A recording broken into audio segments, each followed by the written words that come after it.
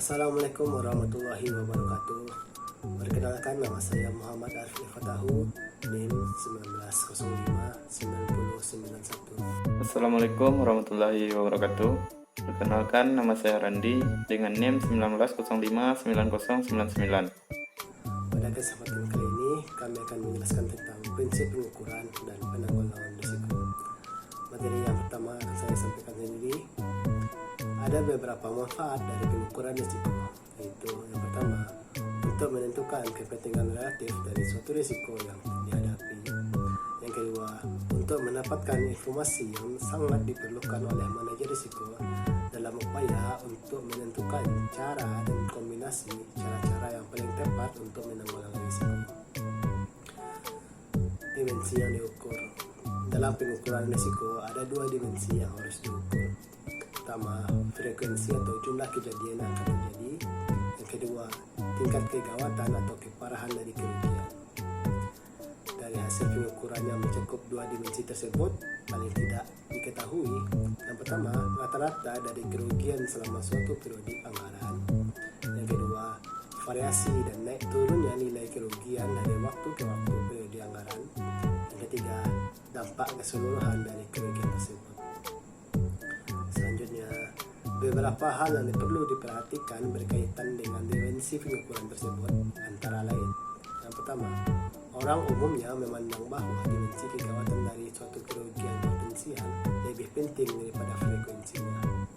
Yang kedua, dalam menentukan kegawatan dari suatu kerugian potensial, seorang manajer risiko harus secara cermat memperhitungkan semua tipe kerugian yang dapat terjadi, terutama dalam kaitannya dengan pengaruhnya terhadap suatu situasi finansial perusahaan.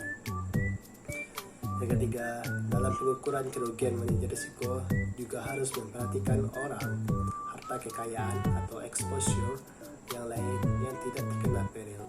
Yang keempat, kadang-kadang akibat akhir dari peril terhadap kondisi finansial perusahaan lebih parah daripada yang diperhitungkan, antara lain akibat tidak diketahuinya atau tidak diperhitungkannya kerugian-kerugian tidak langsung. Yang kelima, dalam mengestimasi kegawatan dari suatu kerugian penting pula diperhitungkan jangka waktu dari suatu kerugian di samping nilai rupiahnya. Selanjutnya, pengukuran frekuensi kerugian. Pengukuran frekuensi kerugian adalah untuk mengetahui berapa kali suatu jenis peril dapat menimpa suatu jenis objek yang biasa terkena peril selama satu jangka waktu tertentu, umumnya 1 tahun. Berdasarkan dimensi frekuensi, ada 4 kategori kerugian. Yang pertama, kerugian yang hampir tidak mungkin terjadi, yaitu risiko yang menurut pendapat manajer risiko atau kemungkinan terjadinya sangat kecil sekali. Yang kedua, kerugian yang kemungkinan terjadinya kecil, yaitu risiko-risiko yang tidak akan terjadi dalam waktu dekat dan di masa yang akan datang kemungkinannya pun kecil. Yang ketiga, kerugian yang mungkin terjadi, yaitu kerugian yang akan mungkin bisa terjadi dalam waktu yang dekat di masa yang akan datang. Yang keempat, kerugian yang mungkin sekali terjadi, yaitu kerugian yang biasanya terjadi secara teratur, baik dalam waktu dekat maupun di masa mendatang. Pengukuran kegawatan kerugian. Dalam mengukur kegawatan kerugian potensial, ada 3 hal yang perlu diperhatikan, yaitu yang pertama, kemungkinan kerugian maksimum dari setiap peril, yaitu besarnya kerugian terburuk dari suatu peril. Yang kedua, probabilitas kerugian maksimum dari setiap peril, yaitu merupakan kemungkinan terburuk yang mungkin terjadi, yang besarnya lebih rendah dari kemungkinan kerugian maksimum. Yang ketiga, keseluruhan kerugian maksimum setiap tahunnya, yang merupakan keseluruhan kerugian total yang terbesar yang dapat menimpa perusahaan selama satu periode, biasanya 1 tahun. Selanjutnya, berdasarkan dimensi kegawatannya, ada 4 kategori kerugian potensial, yaitu yang pertama, kemungkinan kerugian yang wajar, yaitu kerugian-kerugian yang dapat dikelola sendiri oleh perusahaan ataupun oleh hukum. Yang kedua, probabilitas kerugian maksimum, yaitu kerugian yang dapat terjadi bila alat pengaman terhadap peril tidak dapat berfungsi. Yang Yang ketiga, kerugian maksimum, yaitu kerugian yang tidak dapat diatasi secara individual. Yang keempat, kerugian maksimum, yaitu kerugian yang tidak dapat diamankan baik secara individual maupun secara umum. Selanjutnya, konsep probabilitas. Probabilitas adalah kesempatan atau kemungkinan terjadinya suatu kejadian atau peristiwa. Selanjutnya, penafsiran tentang probabilitas. Yang pertama, peristiwa yang paling pilah. Dua peristiwa yang dikatakan saling pilah adalah apabila terjadinya peristiwa yang satu menyebabkan tidak terjadinya peristiwa yang lain. Yang kedua, compound event adalah terjadinya dua atau lebih peristiwa selama dalam jangka waktu yang sama. Metode untuk menentukan suatu compound outcome tergantung atas apakah outcome terpisah itu merupakan peristiwa yang bebas. Yang ketiga, peristiwa bersyarat. Bagaimana jika dua peristiwa yang terpisah itu tidak bebas, maka perhitungan compound probabilitas lebih rumit. Yang keempat, peristiwa yang inklusif. Misalkan kita berhadapan dengan dua atau lebih peristiwa yang tidak mempunyai hubungan saling pilah dan kita menginginkan mengetahui probabilitas terjadinya paling sedikit suatu peristiwa di antara dua peristiwa atau lebih. Selanjutnya, materi yang akan disampaikan oleh Randi. Terima kasih kepada moderator. Baiklah, saya akan menjelaskan materi tentang penanggulangan risiko. Penanggulangan risiko merupakan upaya untuk meminimalkan atau menghilangkan terjadinya suatu risiko. Pada prinsipnya, manajemen dapat menggunakan dua pendekatan untuk menanggulangi risiko, yaitu satu, penanganan risiko atau risk control. Kedua, yaitu pembiayaan risiko atau risk financing. Dalam penanganan risiko ada beberapa metode yang dapat digunakan.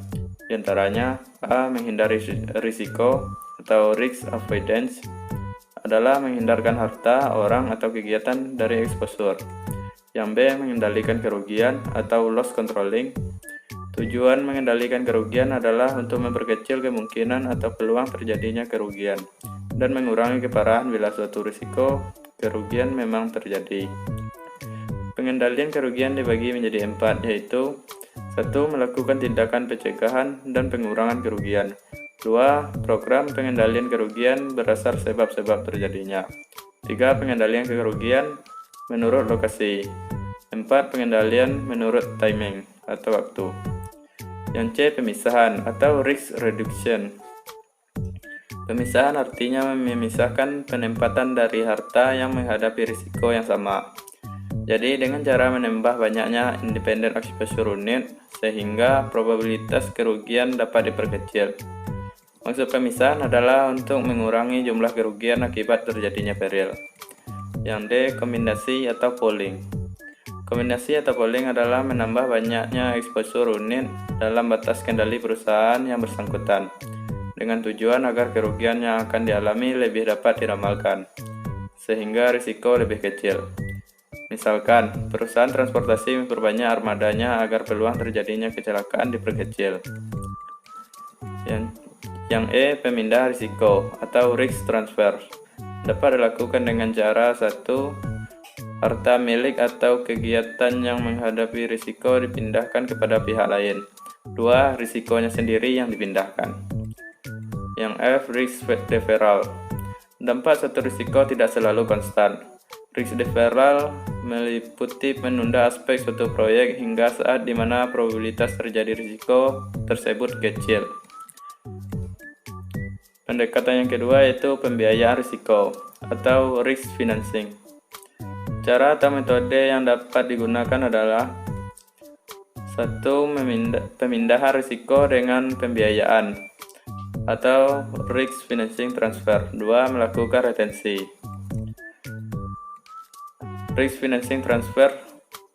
Pemindahan risiko dengan cara ini berarti penanggung harus mencari dana eksternal untuk membayar kerugian yang diderita oleh tertanggung yang benar terjadi karena oleh peril yang dipindahkan. Pemindahan ini dapat dipindahkan dengan cara-cara 1. Transfer risiko pada perusahaan asuransi atau mengasuransikan. 2. Transfer risiko pada perusahaan yang bukan perusahaan asuransi atau non-insurance transfer. Yang B. Meretensi. atau risk retention. Artinya perusahaan menanggung sendiri risiko keuangan dari suatu peril dan merupakan bentuk pengendalian risiko yang paling umum. Sumber dana pengendalian risiko ditanggung sendiri oleh perusahaan yang bersangkutan. Pengendalian dapat bersifat pasif atau tidak direncanakan, atau aktif yang direncanakan. Selanjutnya, cara menentukan suatu kombinasi teknik-teknik yang tepat guna menanggulangi kerugian atau risiko. Pada pokoknya ada 5 cara yang dapat dipakai untuk menanggulangi risiko, yaitu yang pertama, high probability, high impact. Risiko jenis ini umumnya dihindari ataupun ditransfer. 2. Low probability, high impact. Respon paling tepat untuk tipe risiko ini adalah dihindari. Dan jika masih terjadi, maka lakukan mitigasi risiko serta kembangkan contingency plan. Yang ketiga, high probability, low impact. Mitigasi risiko dan kembangkan contingency plan. Yang keempat, low probability, low impact. Efek dari risiko ini dapat dikurangi, namun biayanya dapat saja melebihi dampak yang dihasilkan. Dalam kasus ini mungkin lebih baik untuk menerima efek dari risiko tersebut. Yang kelima, contingency plan. Untuk risiko yang mungkin terjadi, maka perlu dipersiapkan contingency plan seandainya benar-benar terjadi. Contingency plan haruslah sesuai dan proporsional terhadap dampak risiko tersebut. Sekian penjelasan dari saya kembalikan kepada moderator. Itulah hasil diskusi dari kelompok kami. Apabila ada kesalahan mohon dimaafkan. Assalamualaikum warahmatullahi wabarakatuh.